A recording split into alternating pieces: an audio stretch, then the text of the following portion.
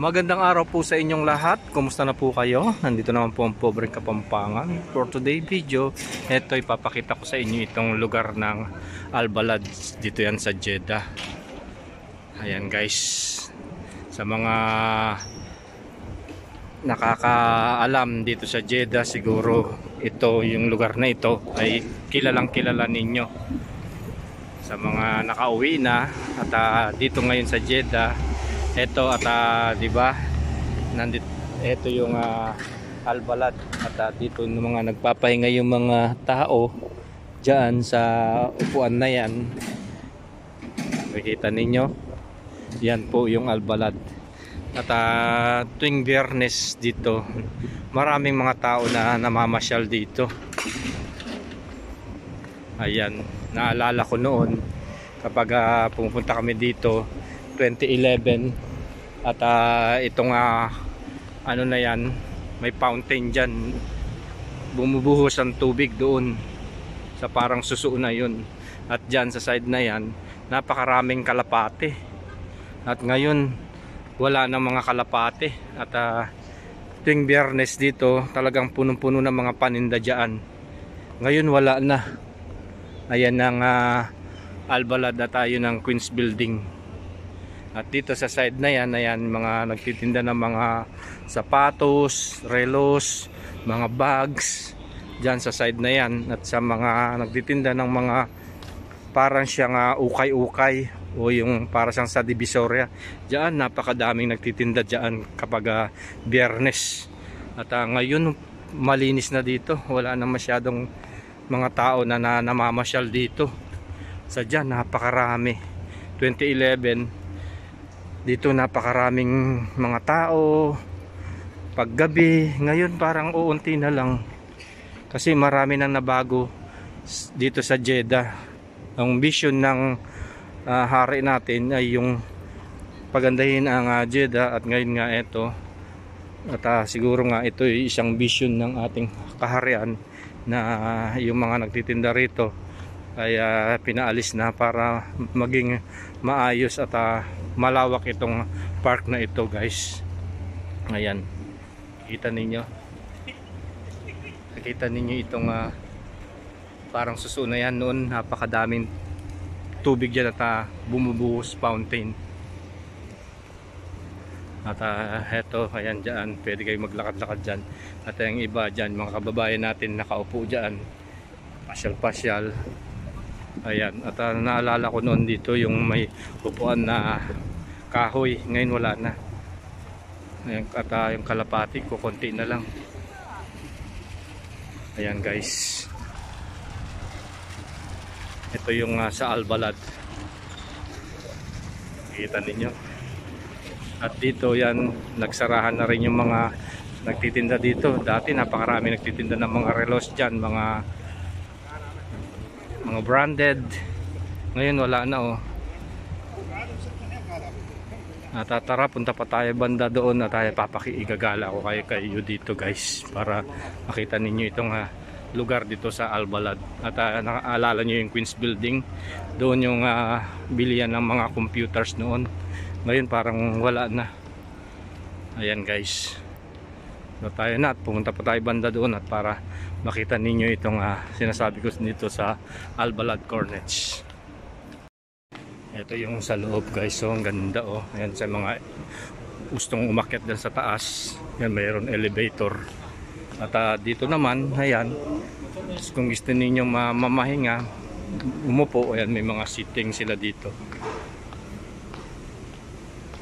Ayan, napaka lawak ng Al-Mamal na center na to. Pwede kayo mamahinga dito. Yan, umupo dito. At kikita ninyo, ayan, napaka ganda at napakalinis, malamig. Ayan, at dyan sa side na yan, kung gusto niyo bumili ng mga imported na mga relos, Radot, Tissot, Breitling, Ebel, yan dyan sa side na yan guys, mga nagtitinda ng relos. At dito naman sa side na ito, yan, mga nagtitinda ng pabango.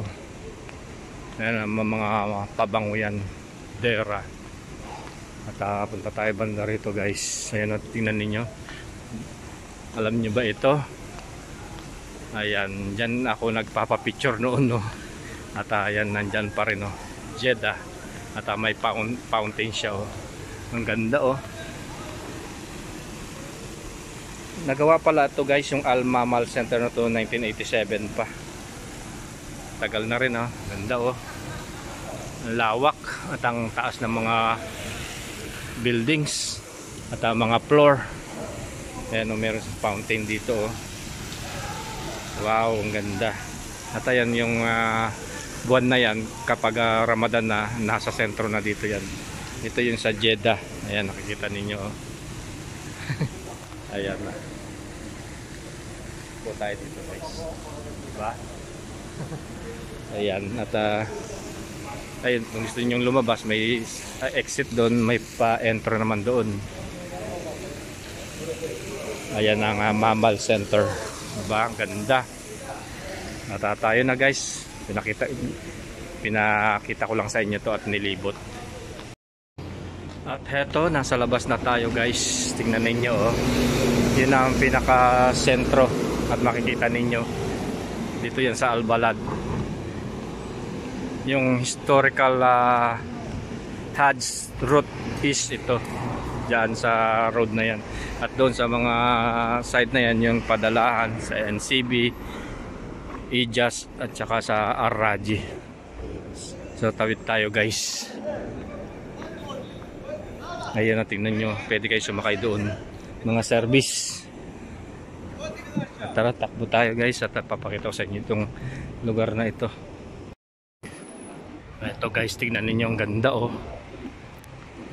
At pwede kayong sumakay dito kung gusto nyo maggala doon sa historical place dito sa Saudi Arabia. Ayan, oh, meron silang pinapaarkila dito. Hindi ko alam kung magkano yung bayad dito. Ayan, oh, pwede kayo sumakay dito. Ayan, may mga scooter. Pwede ka sumakay dyan. How much this?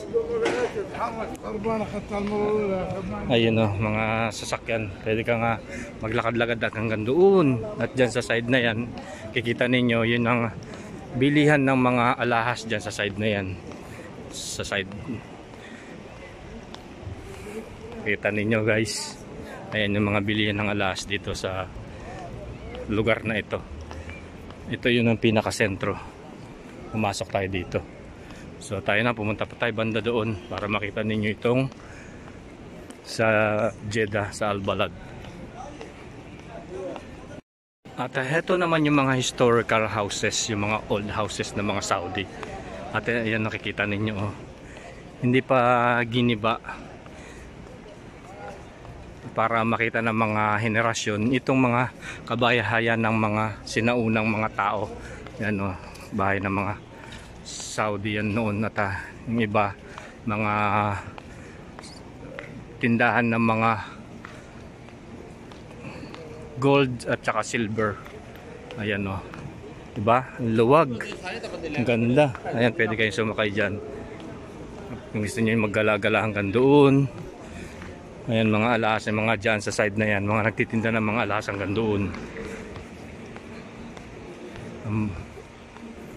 Ayan, oh, bili na, mura dito. Ayan, oh, Ozol. Ayan, guys, tara, punta pa tayo banda dito. Ayan, nakikita ninyo, yan yung mga sinaunang mga tindahan dito sa Jeddah. Hindi na nila tinanggal. Yan yung mga matatandang mga tindahan. Ayan, di ba? Ang lawak. Tara, dumiretso pa tayo banda doon. So heto, guys, ipapakita ko sa inyo itong museum. Yan yung bahay ni Nasib, kung saan na ang mga hari noon dito tumutuloy. At ayan ay napakatagal na ng panahon itong bahay na ito. Museum yan, guys. At ito yung pinaka historic house dito yan sa Jeddah, landmark. At ito yung mga dinirhan ng mga hari natin. At ito yung si Nasib ay governor dito sa Jeddah. At heto, yan sa side na yan, yan yung mga shop dito, yung mga matatagal na mga pamilihan. At dito sa side na yan, ayan yung mga bahay o yung mga shop o mga bilihan ng mga Saudi noong unang panahon. 18th century pa yan guys, yung pagkatatag ng bahay ni Nasib. Yan ang governor ng Jeddah sa Saudi Arabia. Ayan guys, at pinakita ko po sa inyo. At ito, tingnan ninyo itong canyon, oh. Yan ay matagal ng panahon. Yung canyon na yan, oh. Ang laki, oh. Yung mga siguro mga militante pa noon, oh. Ito yung canyon. Hindi ko alam kung ilang taon na tong canyon na yan. Ang laki, oh. Ayan, oh, guys. Yan yung siguro yung gera nila noon. Tingnan nyo yung mga bahay-bahay, oh. Laki nitong bahay nito, oh. Yan yung pinaka bahay ng hari dito noon. So tayo na guys. Yan, pinakita ko lang itong sa Jeddah para makita ninyo itong old houses nila dito at saka mga shop. Ayan guys. At tingnan nyo itong puno na to, oh. Napakatagal na ng panahon yan. Ang laki-laki na, oh. Ayan guys. Ayan yung the Royal Institute of Traditional Arts. Ayan.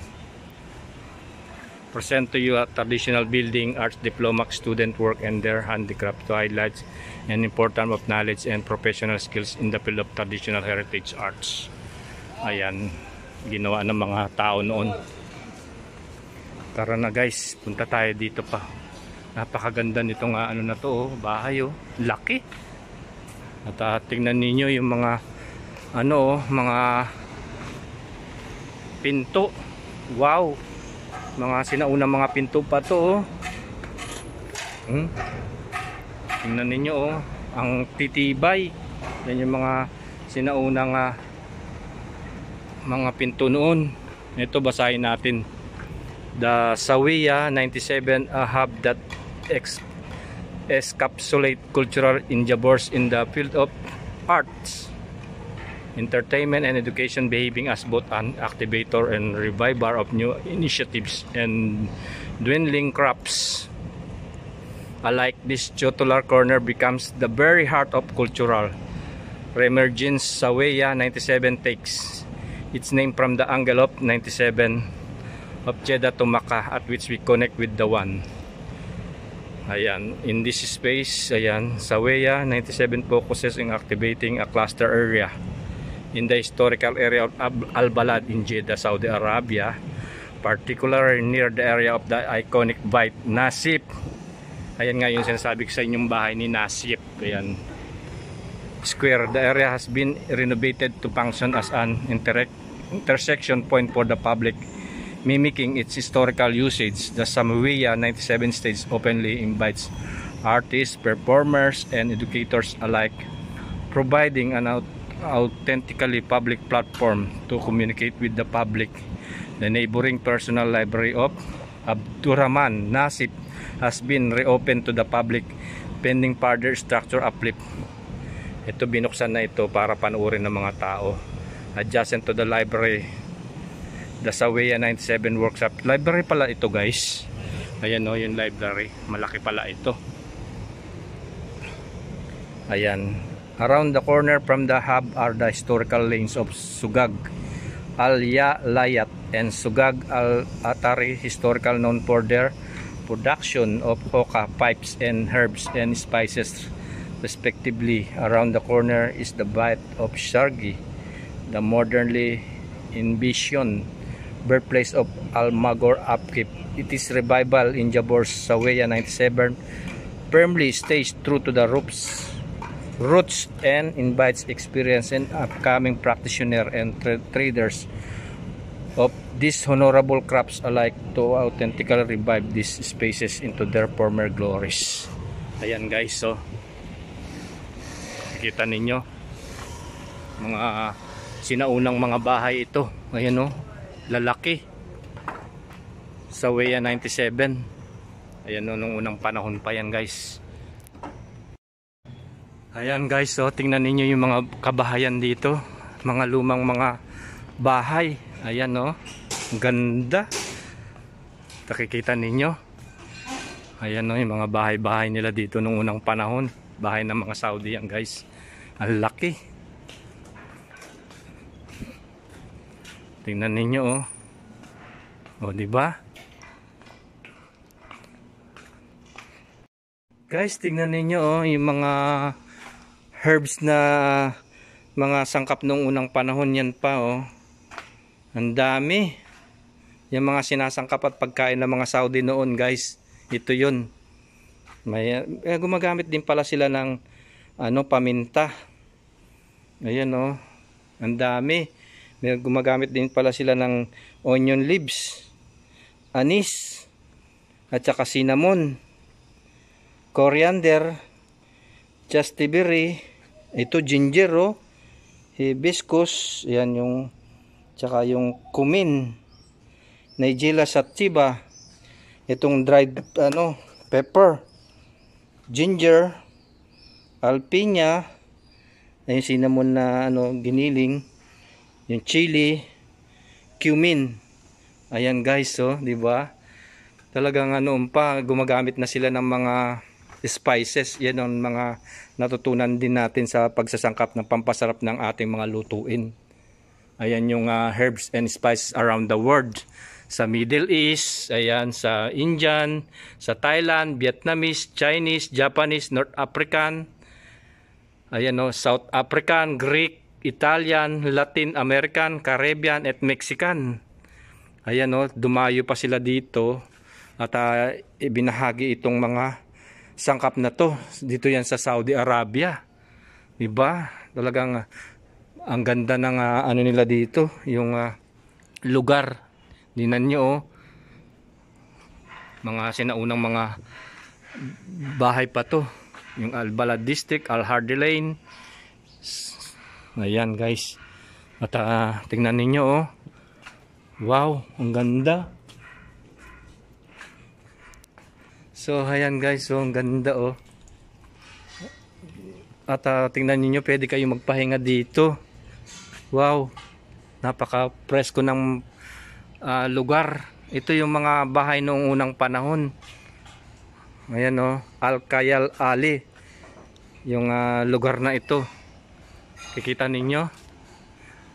Tingnan mo yung mga mga bintana oh, tsaka yung mga kahoy. Wow, ang ganda. At ito, tingnan ninyo yung mga dito, yung mga halaman, mga napakasimple at napaka-presko. Oh, tingnan ninyo oh.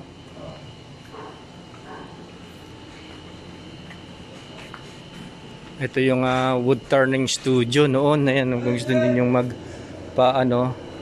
magpa picture diyan. Ayan guys, pinakita ko lang sa inyo. At tingnan niyo yung mga paggagawa nila ng mga damit oh. Ayan oh, mga style nila oh.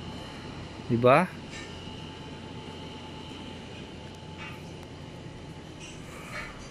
Ayan yung bahay noon nung mga Saudi dito. So tayo na. At tayo na guys, labas na tayo dito sa lumang iskinita at saka mga bahay-bahay. Ay, tingnan niyo yung paggiling ng mga arena nung unang panahon pa yan guys. Yung paggawa ng tinapay. Ayan oh. At tayo na.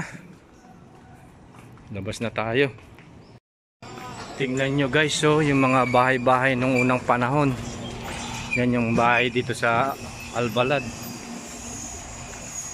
Lalaki. At ang tingnan ninyo yung mga bintana, mga kahoy. Ito yung mga buildings.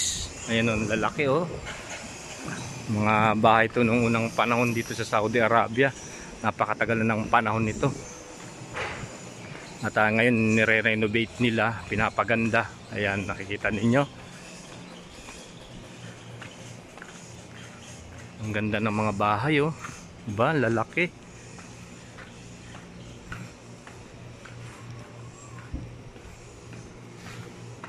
Tsaka yung mga pintuan nila, oh, mga wood. Hindi pa bakal. Ayan guys. At nalibot ko na itong lugar dito na historic place. Dito yan sa Al Balad, dito, sa Jeddah. Ang ganda-ganda, di ba? Ayan, at sinare ko lamang po sa inyo, sa mga kababayan natin, at pinakita itong lugar dito sa Jeddah. Ayan, sa Al Balad. At tayo na, at lumabas na tayo dito. Ayan.